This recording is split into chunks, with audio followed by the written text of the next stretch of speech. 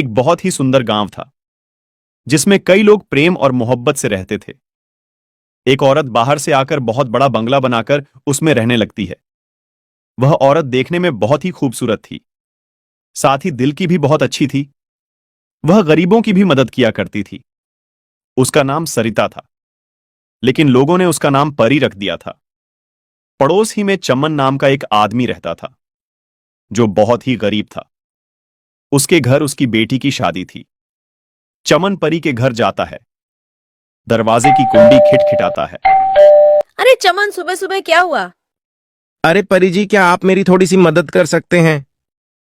बताओ चमन जी, अगर मुझसे हो सकेगी तो जरूर मैं आपकी मदद करूंगी। परी जी, मेरी बेटी की शादी है। मेरी बेटी के लिए कपड़े और कुछ शादी की चीजें लाने की जरूरत है, लेकिन मेरे पास पैसे नहीं है। महेश पैसे तो दे रहा है, लेकिन बहुत ज्यादा ब्याज पर दे रहा है। इतना मैं कैसे वापस दे पाऊंगा? बस पैसों की जरूरत है, लो ले जाओ ये पैसे। और भी जरूरत पड़े तो फिर भी ले जाना, और जब आपके पास पैसे आ जाए तो मुझे वापस कर देना। चमन पैसे लेकर अपने घर चला जाता है। परी लोगों की मदद करने में पीछे नहीं हटती थी, लोगों की भरपूर मदद किया करती थी। लेकिन एक बात में वह मदद नहीं कर पा रही थी। उसी गांव में नदी के किनारे आए दिन लाश मिला करती थी। अरे ये हो क्या रहा है? हर 2 दिन पर हमें यहाँ से लाश मिलती है। हमें इसका जल्दी पता लगाना होगा। सारे लोग जमा होते हैं। थोड़ी देर बाद सारे लोग चले जाते हैं। फिर अगली रात एक आदमी सड़क से गुजरता है। भैया, अरे भैया मेरी तरफ देखो तो। डर क्यों रहे हो? मुझे तो आपकी मदद चाहिए। इधर तो आइए। नहीं, हम किसी की मदद नहीं करते हैं। मुझे घर जाने दीजिए। अरे मुझे घर जाने दीजिए। वो आदमी चलने लगता है। एक बार तो मेरी तरफ देखिए, शायद आपका इरादा बदल जाए। नहीं, हमको नहीं देखना। हमको माफ कीजिए, मुझे जाने दो। मैंने कहा ना मेरी तरफ देखिए, समझ नहीं आता? जैसे ही वो देखता है, वो मर जाता है। हाँ हाँ हाँ हाँ, कब की रट लगा रहा था। अब तो तेरी लाश घर जाएगी। अगर एक बार मेरी तारीफ कर लेता तो मैं जिंदा छोड़ देती। उसके बाद चुड़ैल उसको नदी के किनारे डाल देती है। अगले दिन सुबह सुबह रीना रोती हुई आती है। सारे लोग जमा हो जाते हैं। क्या हुआ रीना, क्यों रो रही हो? मेरे पति महेश रात को घर नहीं आए। चलो हम उस नदी के पास जाकर देखते हैं। सारे लोग नदी के पास जाते हैं। साथ में परी भी आती है। अरे महेश को किसने मारा? मुझे तो लगता है कोई हमारे गांव को नुकसान करने के लिए ये सब कर रहा है, ताकि लोग गांव छोड़कर चले जाएं। जल्दी उसका पता लगाना होगा। अरे अब मैं छोड़ूंगा नहीं। मैं पता लगा कर रहूंगा कि यह सारा कौन कर रहा है। अगले दिन राहुल गांव के रास्ते निकलता है। तभी आवाज आती है। एक बात सुनो। सुनो भैया, क्या आप मेरी मदद कर सकते हैं? कौन है तू? इससे क्या फर्क पड़ता है कौन हूं मैं? अच्छा, तुम ही हो जो लोगों को मार डालती हो। हाँ हाँ हाँ, मैं ही हूँ जो लोगों को मार रही हूँ। तुम क्या कर लोगे? आज तो तुम्हारी बारी है। हा हा हा हा हा। अरे नहीं, मुझे पता नहीं था कि तुम एक चुड़ैल हो। मुझे छोड़ दो। तुम्हें लोगों के साथ जो करना है करो, मुझे छोड़ दो। अब तू जिंदा नहीं जाएगा। अभी तो बड़ा उछल रहा था, बड़ी बहादुरी दिखा रहा था। तेरी बहादुरी कहाँ गई? और तुझे मैं छोड़ दूं ताकि तू सारे लोगों को बता दे, ताकि लोग यहां आना बंद हो जाए। अरे नहीं, मैं किसी को नहीं बताऊंगा। किसी के सामने मुंह भी नहीं खोलूंगा कि लोगों को चुड़ैल मार रही है। बस मुझे जाने दो। चुड़ैल उसको भी मार डालती है और नदी के किनारे जाकर डाल देती है। सुबह जब लोग नदी के किनारे पर जाते हैं तो देखते हैं। अरे ऊपर वाले, इसने तो राहुल को भी मार डाला। क्या जरूरत थी अकेले जाने की? क्या हीरो बनने गए थे? कुछ तो करना होगा। अगर रोज रोज इस तरह चलता रहा तो पूरा गांव खाली हो जाएगा। हमें जल्दी से उसी पर निर्णय लेना होगा। हाँ, मेरी तो राय है कि सारे गांव वालों को जमा किया जाए। उसके बाद सारे गांव वालों को जमा किया जाता है।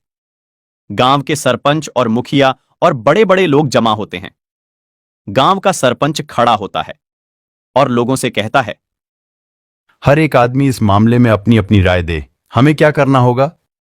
सरपंच जी, मेरी राय है कि आज रात सारे लोग पूरे गांव में फैल जावे और नदी के पास भी कुछ लोग चले जाएं। लोगों को कौन मारता है सब पता चल जाएगा। लेकिन सारे लोगों को देखकर वह नहीं आएगा तो हमारा काम नहीं होगा। सरपंच जी, मेरी बात सुनो। मैं आज रात को जाऊंगा, मेरे साथ एक आदमी को और भेजो। हम दोनों मिलकर पूरी बात का पता लगाएंगे, फिर हम सुबह आपको बता देंगे। ये बात सही है। दूसरा आदमी कौन तैयार है? जल्दी बोलो। तो एक आदमी खड़ा होता है जिसका नाम प्रकाश होता है। सरपंच जी, मैं जाऊंगा। लोग अपने घरों पर चले जाते हैं। जैसे ही रात होती है तो प्रकाश और मोनू दोनों गांव से निकलकर सड़क के करीब जाते हैं। वहां से दोनों अलग अलग हो जाते हैं।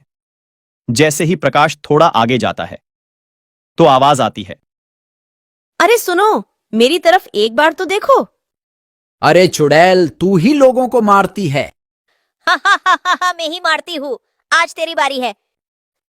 प्रकाश फौरन वहां से दौड़ता है। प्रकाश फौरन मोनू को बुलाता है।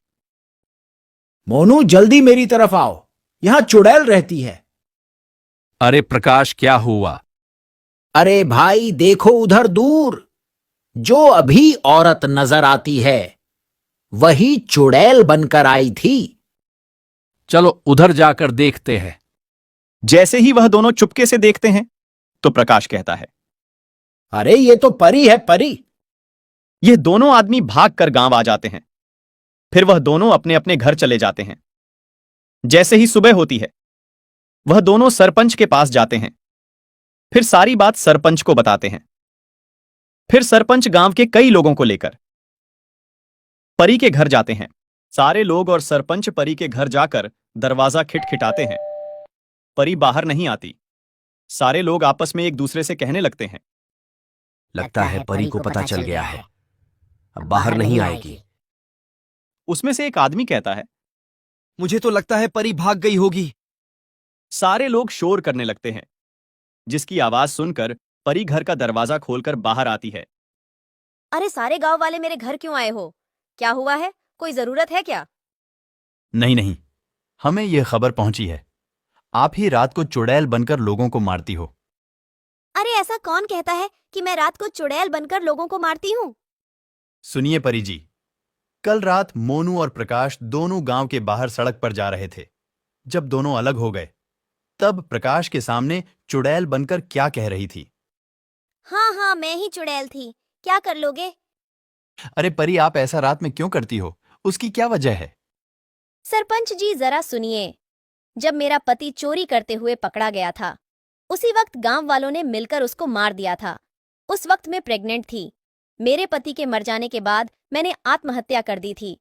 तब से मेरी आरती चुड़ैल बंद कर भटक रही है। मैं किसी को नहीं छोड़ूंगी, सारे गांव वालों से बदला लेकर रहूंगी। तभी परी चुड़ैल बन जाती है। तभी सरपंच के पास दो आदमी आकर कहते हैं, सरपंच, हम तांत्रिक को लेकर आते हैं, वो चुड़ैल को अपने कब्जे में कर देगा। वो दोनों तांत्रिक के पास जाते हैं और तांत्रिक को सारी बात बताते हैं। तांत्रिक उन दोनों के साथ आता है। तांत्रिक चुड़ैल से कहता है, गांव वालों को परेशान करना बंद कर दे। नहीं, मैं गांव वालों से बदला लेकर रहूंगी। तभी तांत्रिक चुड़ैल को आग लगा देता है। चुड़ैल जल जाती है। सारे गांव वालों को चुड़ैल से छुटकारा मिल जाता है। सारे गांव वाले तांत्रिक का शुक्रिया अदा करते हैं। गांव वाले तांत्रिक को बहुत सारी चीजें गिफ्ट करते हैं। तांत्रिक उन चीजों को लेकर चला जाता है। फिर गांव वाले खुशी खुशी रहने लगते हैं। सरपंच मोनू और प्रकाश को कुछ पैसे दे देता है। उनकी हिम्मत की वजह से पूरे गांव वालों को छुटकारा मिलता है। दोस्तों, इस कहानी से हमें यह सीख मिलती है, कभी भी किसी पर आंख बंद करके भरोसा नहीं करना चाहिए।